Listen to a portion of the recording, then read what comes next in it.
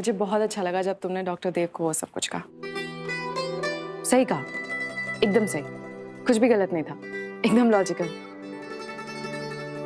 अबीर बस प्रॉब्लम ये है कि प्यार में लॉजिक कौन देखता है। मैं इंतजार करना चाहती हूँ। मैं डॉक्टर देव और अपने रिश्ते को एक और चांस देना चाहती हूँ। अगर तुम्हारी यही मर्जी है तो यही सही, लेकिन अगर इंतजार ही करना है तो यूं मुस्कुराते हुए करो ना, क्योंकि जब तुम्हें सैड देखता हूँ ना तो सच्ची बताऊं दिल से ना गालियां निकलती हैं डॉग के लिए। अबीर, क्या अबीर? जो सच था बोल दिया। अच्छा ठीक है, सॉरी। ओके। वैसे डॉक्टर गिरीश ने डॉक्टर देव के लिए एडवांस्ड मेडिकेशन शुरू किया है। इसके बाद मुझे उम्मीद है कि उनकी याददाश्त वापस आ जाएगी और आई थिंक मेरा प्यार भी। प्यार, मोहब्बत, उम्मीद कभी बाज नहीं आती ना। बिल्कुल नहीं।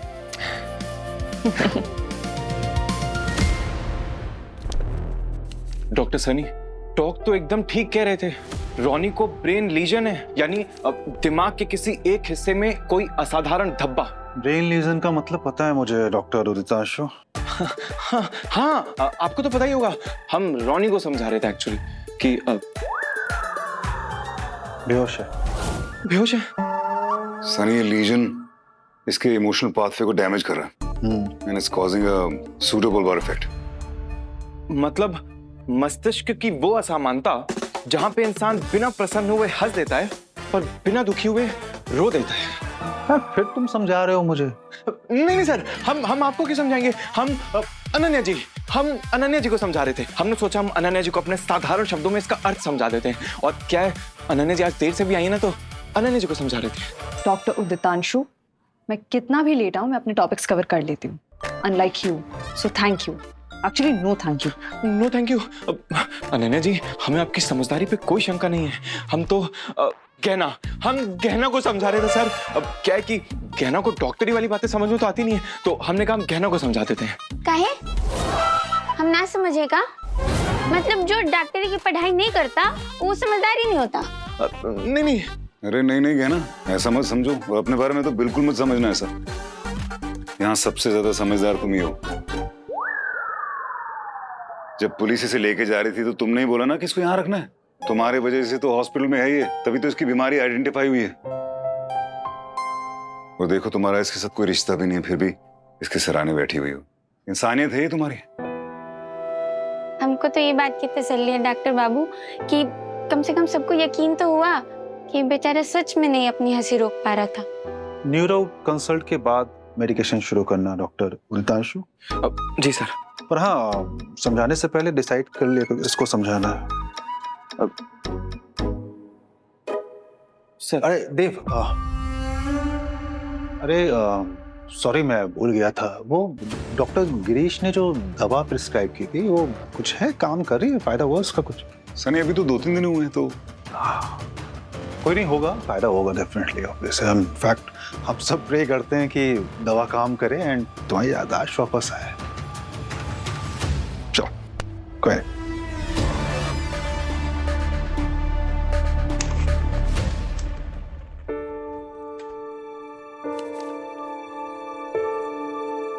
अनन्या जी, हम आपको लेने आने वाले थे, वो तो ये सब कांड हो गया तो हैं कहाँ गए?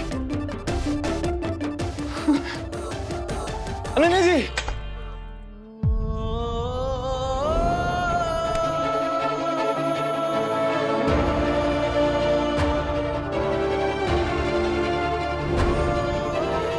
गुड मॉर्निंग अनन्या जी, कैसी हैं आप?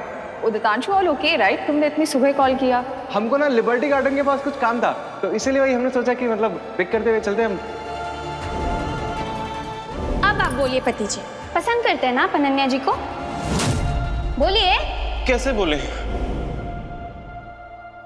मैं समझ सकता हूँ ना, जब हम किसी से प्यार करते हैं और वो प्यार वापस नहीं मिलता है तो कैसा फील होता है। तो तुम्हारी दादी अम्मा कहती है ना कि शादी एक ऐसा मजबूत रिश्ता है कि सब कुछ झेल लेता है। अगर शादी का रिश्ता इतना ही मजबूत होता है तो आपका काहे टूट गया? वो हमरा कहने का मतलब था कि माफ करिएगा। It's okay. लेकिन शादी का या कोई भी रिश्ता वो पेपर पे टूट सकता है, लेकिन दिल से नहीं जाता। इसे आपका और सृष्टि मैम का रिश्ता है। बीमार हुए हैं मगर उनके सारे दर्द का आपको पता है।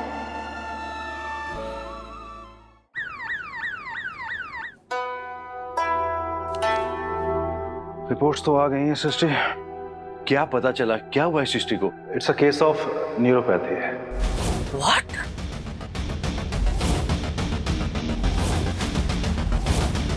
प्लीज डिटेल में बताएंगे? डिटेल में आपको डॉक्टर बापट ज्यादा बेहतर बता पाएंगे। देखिए, सेंसरी न्यूरोपैथी में अगर स्मॉल नर्व फाइबर्स डैमेज हो जाए तो पेशेंट पेन और टेम्परेचर को महसूस करने की एबिलिटी खो देता है। मतलब अगर गर्म चाय हाथ पे गिर जाए पता नहीं चलेगा, कोई पिन चुभ जाए महसूस नहीं होगा। एग्जैक्टली और इसी के कारण इन्हें बड़ी बर्न्स, इन्फेक्शंस और इंजरीज हो जाती है और उन्हें पता तक नहीं चलता। इसलिए सृष्टि को कुछ ठंडा या गर्म चोट का दर्द महसूस नहीं हुआ?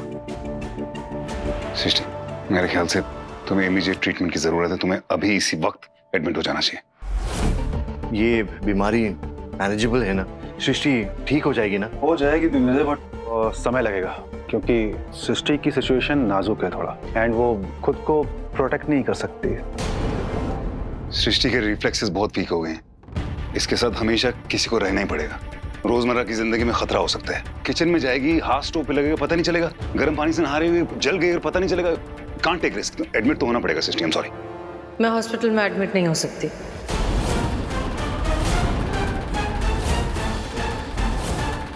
क्या कह रही हो सृष्टि? सृष्टि लुक, तुम एक डॉक्टर हो और इस सारी सिचुएशन की अहमियत तुम्हें पता है, सो प्लीज। मैं डॉक्टर के साथ साथ एक माँ भी हूँ और तुम जानते हो कि जिया अभी तक अपने डिसऑर्डर से रिकवर कर रही है। अब ऐसे में अगर उसे मेरी बीमारी के बारे में पता चल गया और मेरी वजह से उसका डिसऑर्डर फिर से ट्रिगर हो गया तो मैं खुद को माफ नहीं कर पाऊंगी। I can't take this risk.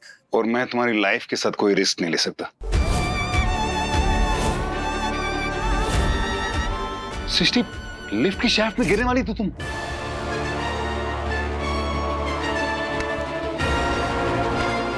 Sari को पीछे से आग लग गई थी तो पता नहीं चला। हाँ, पर कुछ हुआ तो नहीं ना? हो सकता था। प्लीज, तुम ऐसे ट्रीटमेंट से नहीं भाग सकती यार। मैं ट्रीटमेंट से नहीं भाग रही हूँ। मैं बस नहीं चाहती कि मेरी बच्ची को मेरी इस बीमारी के बारे में पता चले। That's it. जिया ने मुझसे आज सुबह ही कहा है कि वो 1 हफ्ते के लिए घर पे रहने वाली है, पढ़ाई करने वाली है घर पे रहकर। ऐसे में मैं उसको कुछ नहीं बता सकती। डॉक्टर सृष्टि, इसी कॉन्फिडेंस के कारण कहा जाता है कि डॉक्टर्स मेक वर्स पेशेंट्स। तुम्हें जिस केयर की जरूरत है वो छुपे रहने से तुम्हें कैसे मिल सकती है? लुक, जिया की फिक्र तुम मत करो, मैं हूं ना, मैं संभालूंगा उसको। ओके? नहीं, जिया फिलहाल बहुत सेंसिटिव है। तुम जिया के साथ कितना भी सपोर्टिव हो जाओ, अगर उसे ये बात पता चल गई तो वो स्ट्रेस लेगी ही। If you don't believe me, please ask Girish. Girish, क्या सच में स्ट्रेस लेकर जिया की बीमारी फिर से रिलैप्स हो सकती है? Actually yes. कोई भी बड़ा इमोशनल ट्रॉमा या स्ट्रेस ये चीज़ ट्रिगर कर सकता है। इसमें पेशेंट्स अपनी पुरानी आदतों पर चले जाता है। जिया के केस में ये ईटिंग डिसऑर्डर है, सो यस, ये रिलैप्स हो सकता है। तो फिर क्या सोल्यूशन है? सृष्टि को मैं एक पल के लिए भी कोई रिस्की सिचुएशन में नहीं देख सकता। एडमिट वो होगी नहीं। तुम्हारे पास है कोई सोल्यूशन? है। लुक, मैं वैसे भी रोज हॉस्पिटल तो आती हूँ। जिया को लगेगा कि मैं एज यूजुअल काम पर आ रही हूँ। मैं दिन में यहाँ आकर डे केयर में अच्छे से अपना ट्रीटमेंट करवाऊंगी, लेकिन रात को मुझे घर वापस जाना ही होगा एंड दैट्स फाइनल। यही तो प्रॉब्लम है, रात को आपकी केयर कौन करेगा? दिन भर की ट्रीटमेंट से आप पूरी तरह से थक जाओगी, लेकिन अगर रात को कुछ प्रॉब्लम हो गया तो आपकी अपनी नर्व्स और आपके रिफ्लेक्सेस आपको बचा नहीं पाएगी। तुम एक काम करो, वापस घर शिफ्ट हो जाओ।